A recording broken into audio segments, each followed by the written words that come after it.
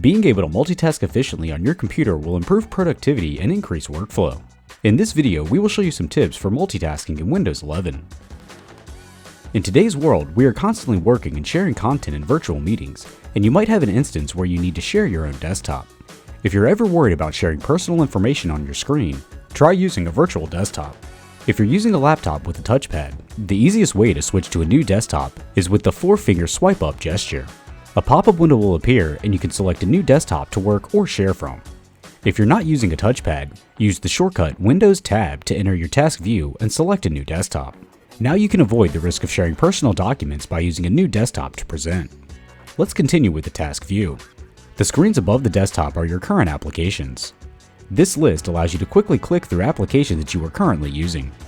Another quick and easy way to swipe through multiple apps is to swipe left or right on your touchpad using the 3-finger gesture.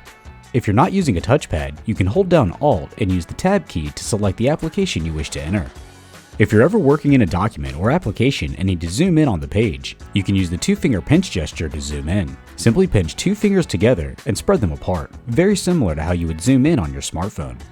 When you're working on multiple documents that you would like to have open at the same time, Windows offers a snap feature to organize your windows into one frame. You can hold down the Windows key in your current app and press the arrow keys to justify the frame to where you want it. Thumbnails of your other active applications will show up on the other side. Select the app that you want to fill the other frame. Another way to achieve this is to hover over the Maximize button on your current window and select the layout you would like. By default, snapping is turned on, but you can also adjust the multitasking functions in your Windows settings. Under System, scroll down to Multitasking.